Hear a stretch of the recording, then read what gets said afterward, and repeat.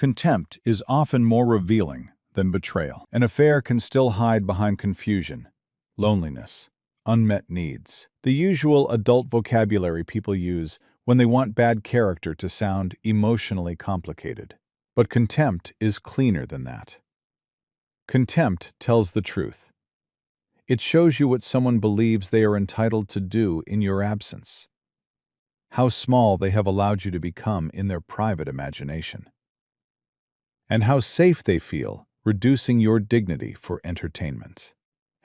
That, in my experience, is when the real story begins. Not when trust is broken in private, but when disrespect becomes social, and the people involved feel confident enough to laugh. I did not always understand that for most of my adult life. I thought quiet men were misunderstood only by strangers.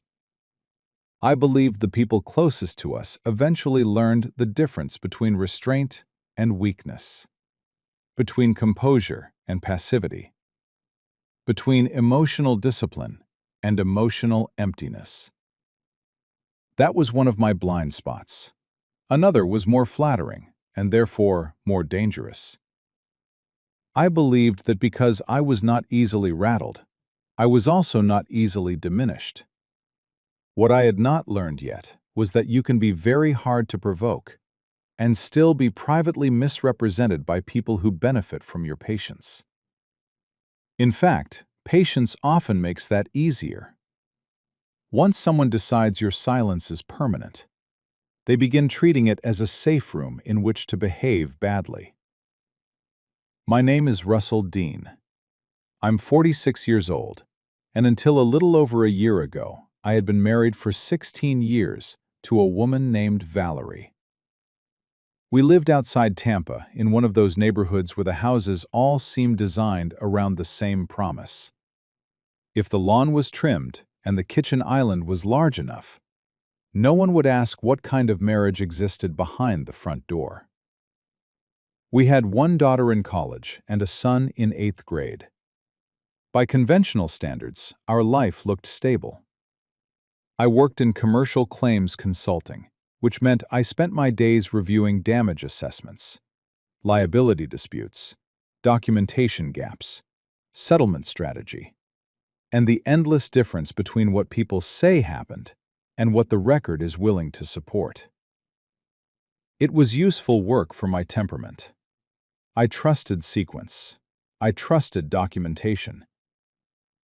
I trusted pattern. I did not trust emotional certainty unless it could survive facts. Ironically, that made me slower in my own life than I should have been. That is one of the embarrassing things about intelligence. It often fails most cleanly in the places where emotion rewards delay.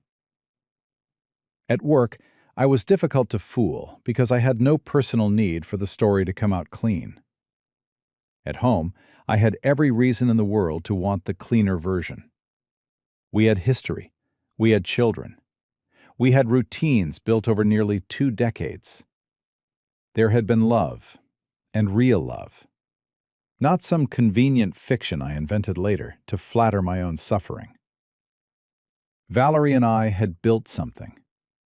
We survived financial strain in our early years, my mother's prolonged illness, one ugly season when our son's learning issues turned our house into a nightly negotiation with homework and frustration, and all the ordinary fatigue that adulthood spreads across even decent marriages. That is why what happened later mattered, not because it was dramatic, because it was degrading.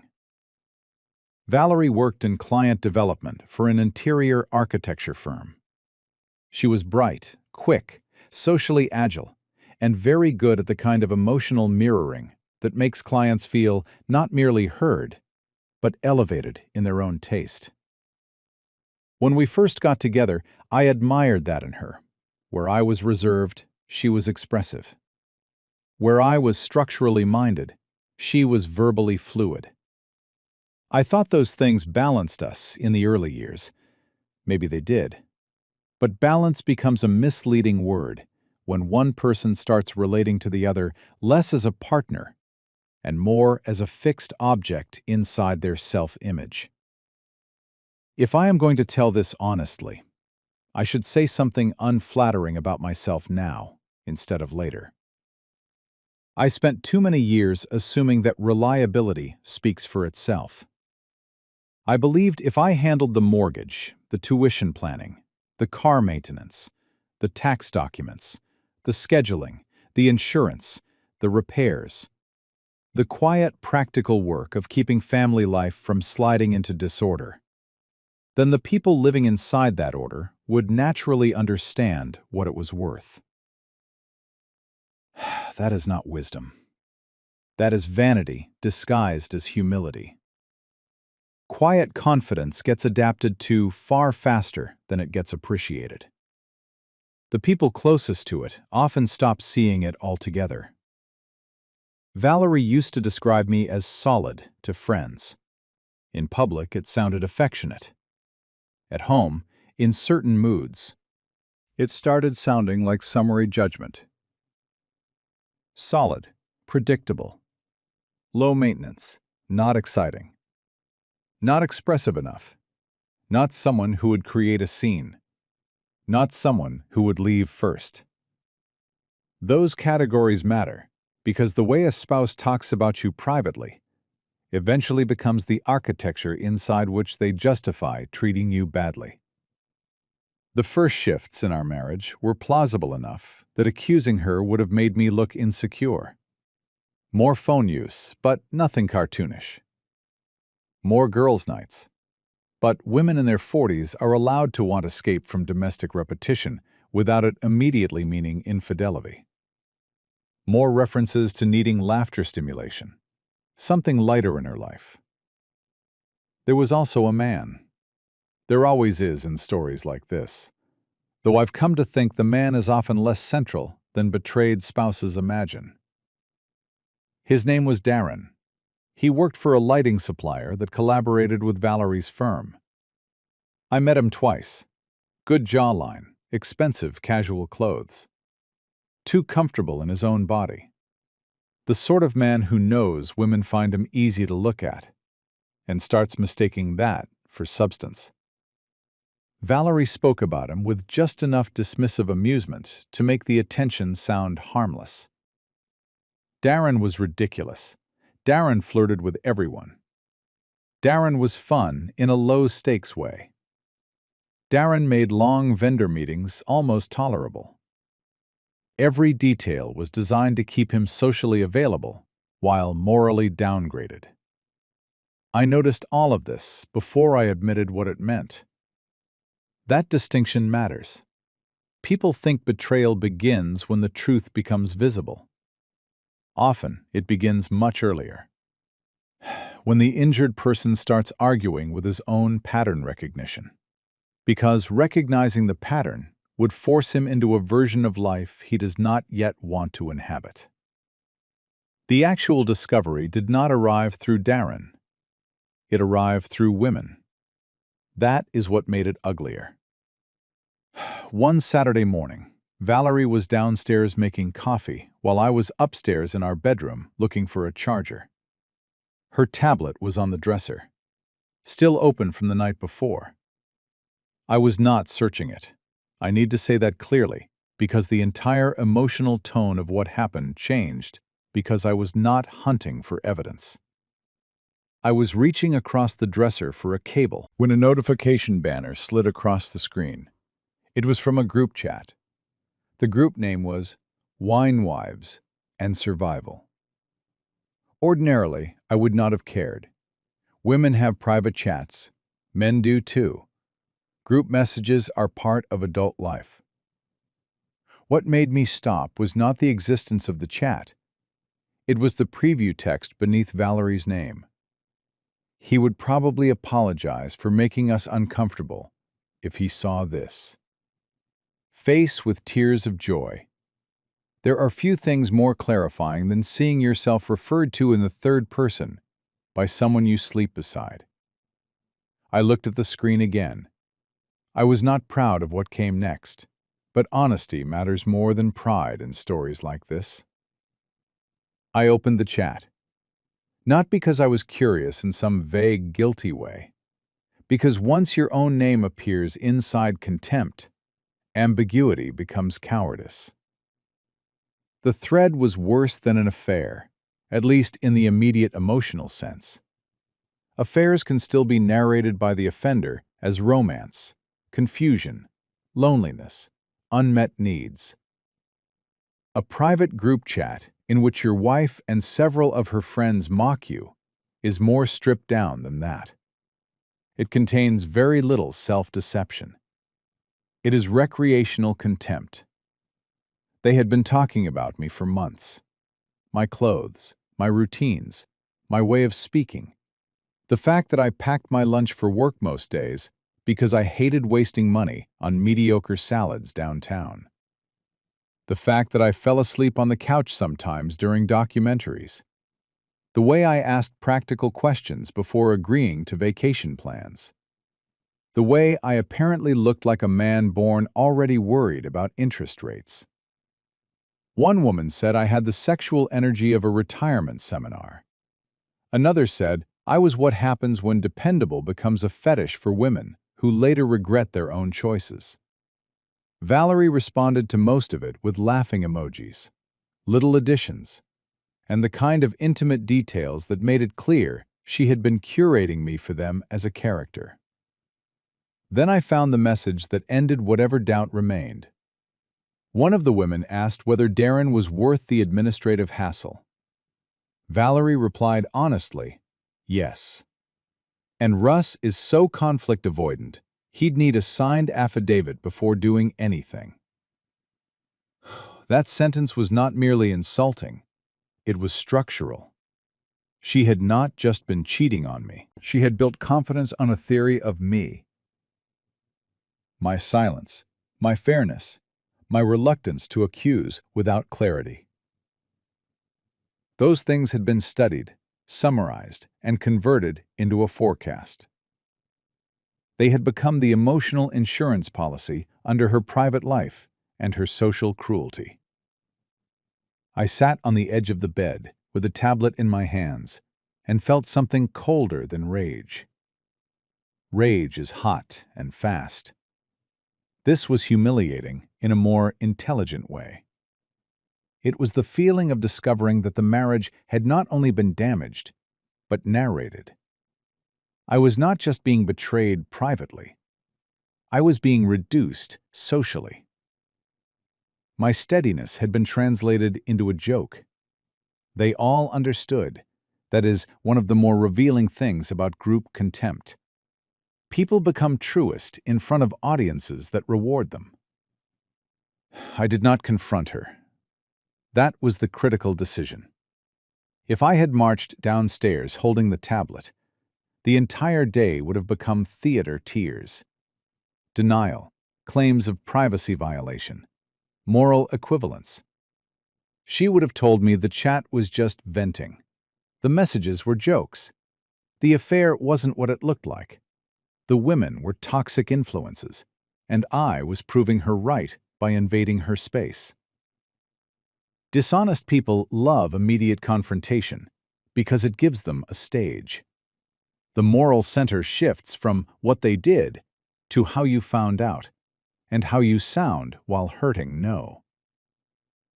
I set the tablet down exactly where it had been, took the charger, and went downstairs. I poured coffee, kissed her on the cheek, asked whether she wanted me to pick up the dry cleaning later. She smiled and said, yes. I still remember that smile, because from that moment forward, it no longer belonged to trust. It belonged to evidence. Over the next several weeks, I stayed silent, but silence by then had changed function. Before that morning, my quiet had been partly reluctance, partly love, partly confusion. Afterward, it became observation. I was no longer trying to preserve the cleaner story. I was letting the uglier one complete itself. I reviewed our finances. I checked statements, travel charges, parking fees, and old event calendars. I cross-referenced dates from the group chat with Valerie's supposed client dinners and girls' nights. The pattern became clear very quickly once I stopped protecting it. There were hotel bar charges and 2 overnight stays that could no longer be explained by work schedules. There were dinners with Darren, hidden inside vendor categories. There were cash withdrawals before weekends she claimed were just for the girls. And there were other chat messages too, ones I saw later because she kept leaving the tablet logged in without realizing that, once contempt has been discovered, carelessness becomes confession. What interested me most was not the affair itself, by that point. It was the confidence. The women in that chat were not talking about a risky secret. They were talking about a managed one. I was not some threatening husband who had been outwitted. I was their shared example of a man too decent, too calm, too boringly responsible to act decisively. My silence was not merely misunderstood. It was actively priced into the way they behaved. That matters, because power in intimate situations often rests less on what the offender is doing than on what they assume the injured person will tolerate. I met with an attorney named Mara Holloway 3 weeks after discovering the chat. Not because I was eager to destroy the marriage immediately. In fact, some part of me was still grieving too hard to call what I was doing eagerness. I met with her because structure is what remains when dignity is under attack. Mara was exact, unsentimental, and uninterested in adult euphemisms. She asked about the affair, the chat, the accounts, the property, our children, and whether Valerie knew I knew. I said no. Mara nodded and said, "Good people who build confidence on your restraint usually keep exposing themselves as long as they think it still belongs to them." That sentence sharpened everything. So I prepared. I copied every document that mattered, opened a separate account, redirected my bonus and consulting income, reviewed retirement accounts, mortgage terms, insurance, college distributions. I documented the group chat with screenshots and exported what I legally could preserve through my own access to a shared household device. I did not send anything, yet that is important. I was not collecting ammunition for humiliation. I was preserving proof for when truth would need structure. Meanwhile, I changed just enough that Valerie noticed. I stopped asking about her nights out, stopped waiting to eat dinner with her, stopped volunteering emotional availability during those strange little late-night conversations she would initiate whenever guilt required reassurance. I remained civil present with our son, responsible in the house, but I withdrew the soft, constant emotional labor that had made it easy for her to behave as though the marriage could continue carrying the weight of her second life and her public disrespect. She noticed the quiet before she noticed the danger. One night, she stood in the doorway of my home office and said, "You've been weirdly calm lately." I looked up from a spreadsheet and said, "I've been learning the difference between being respected and being useful." She gave a short laugh that sounds ominous. "It depends what someone has been confusing." That unsettled her, though she hid it well. Not because she suddenly suspected I knew everything, because manipulative people are often extremely sensitive to changes in emotional atmosphere, long before they understand the cause. She knew the old version of me, the one who still offered spontaneous warmth and soft assumptions, was receding. The turning point came 2 months later at a charity dinner. Valerie had asked me to attend because it would look weird if I didn't. That phrase was revealing all by itself. We were already functioning as image before she knew the truth no longer belonged to her. I went because by then I understood that dishonest systems expose themselves more fully when they believe the quiet person is still cooperating. Several women from the group chat were there. So was Darren. The dinner itself was ordinary in the way adult public events often are. Wine, polite laughter, donor talk.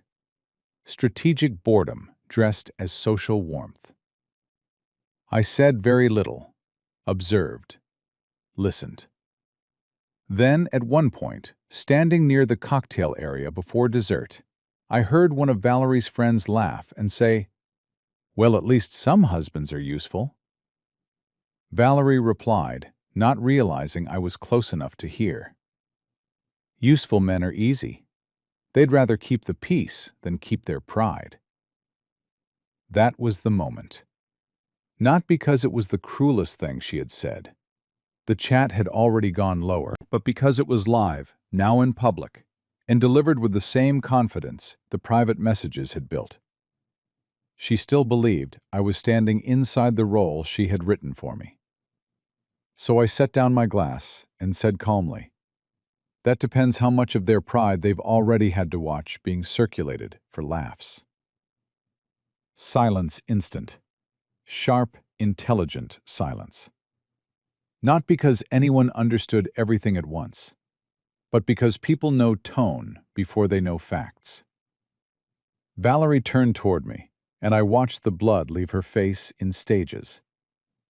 One of the women actually looked at the floor. Darren said nothing, which was perhaps the wisest thing he did the entire evening. I did not raise my voice. I did not perform outrage. I simply looked at Valerie and said, "The group chat was more honest than the marriage." That turns out to be useful information.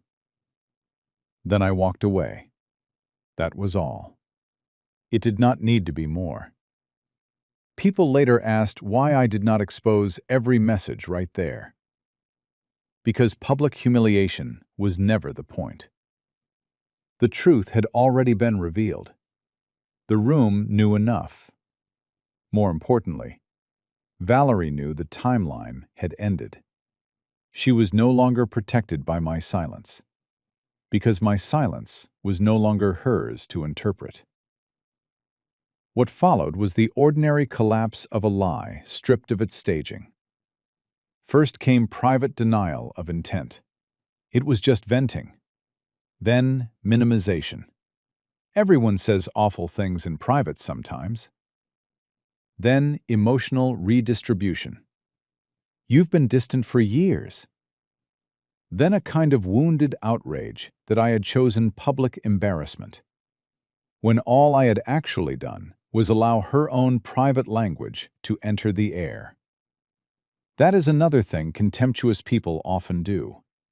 They confuse exposure with aggression, because they had already decided their cruelty was legitimate as long as it remained off stage. The next morning she found divorce papers waiting on the dining table. She looked at them, looked at me, and said, "You were planning this?" That question mattered because it revealed what she thought had been happening. She believed I was only now reacting. In reality, I had moved from injury to structure weeks earlier. I was preparing for the day you stopped pretending I didn't deserve to know who you were. Around other people, I said. The divorce itself was unpleasant, but not dramatic like most adult endings. It happened through disclosures, scheduling mediation, school planning, financial separation, and painful conversations with our children that I tried hard to keep honest, without making them carriers of my humiliation. Darren vanished from significance almost immediately. That also interested me. Men like him matter most, while the betrayed spouse still imagines the affair as competition. Once the deeper betrayal becomes visible, once the contempt, the audience, and the entitlement behind it are understood, the affair partner often shrinks back to actual size. What stayed large was the group chat. Not because I kept rereading it. I didn't. But because it clarified the structure of the marriage more brutally than the affair did. Affairs can sometimes be narrated as confusion. Group contempt cannot. Group contempt is chosen performance. It reveals not only what your spouse did, but how safe she felt doing it, and what kind of audience she believed would reward her for turning your character into a joke. A year later, at our son's birthday dinner, Valerie said something to me quietly while clearing plates. "You didn't have to let everyone know." I looked at her and said, "I didn't. You did. I just stopped protecting it." That, in the end, is the lesson I carry. People think silence is weakness because they imagine silence is empty. It isn't. Silence often contains judgment, sequence, restraint, and the refusal to help another person tidy up the meaning of what they've done. The advantage of my silence was not that it made me look superior. It was that it gave the truth enough room to finish forming before I acted. It denied Valerie the early argument she needed. It denied the group chat the comfortable assumption that I would remain only an object inside it. And when the time came, it let the facts speak in a form too calm to dismiss as bitterness. If there is any message in that worth carrying beyond my own life, it is this: contempt always reveals more than the people expressing it intend. It shows you how they rank you, how they use you, and whether your decency has become part of their confidence. When that happens, outrage is understandable, but it is not always the strongest response.